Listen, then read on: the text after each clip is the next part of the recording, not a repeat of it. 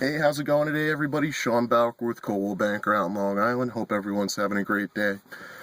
Just briefly want to talk to you guys today about buyer agency and the reason why that is. Today we had somebody come to an open house and they basically explained that 7 months ago they had put an offer on a property with their agent. Now, their agent never asked for a buyer agency agreement, so basically, let's touch on what buyer agency is. When you go out and you start looking for homes, you can get what we call in the business a buyer agent or buyer. For us, it would be a buyer agency agreement that we would have you sign. Basically, all that says is that we are working for you and that we owe certain things to you, certain fiduciary duties and everything like that. But basically, it's our job to help you find the best house possible. We'll get you comps, we'll point things out. And at the end of the day, it doesn't cost you any money in most cases. Banks will put out an agency agreement. Most homeowners, whether they know it or not, I've come into situations where the homeowners didn't know that they were giving out buyer agency, but they are. Generally, it's around 3%. That's in my area. It might be different in yours. I have a family walking their dog right by me. Either way, these people, they believed that they were working with an agent when in actuality they were not.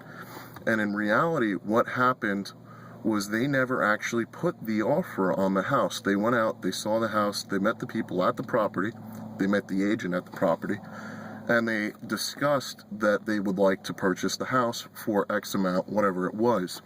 Now, they never signed anything, they never filled out a sales agreement or a binder, whatever your agent talks about it, ask them the process, And if they can't explain to you the process on how they're going to help you get a house, get a different agent.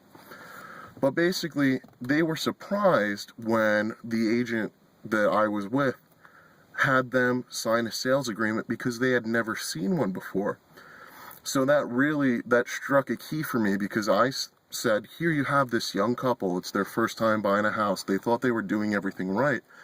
And they went out and they thought they had a buyer agent, and in actuality they did not. And for 7 months, they were sitting on what they thought was a property in limbo, when in actuality, they never put an offer in. And that hurts me, and it hurts the reputation of the other agents, because people like that are out there, they do exist. So basically, what I'm trying to say today is if you are a new homeowner, or looking to become a new homeowner rather, get yourself a good buyer agent. It shouldn't cost you much, if anything at all. And use that buyer agent to then go see houses. And you'll have an easy time of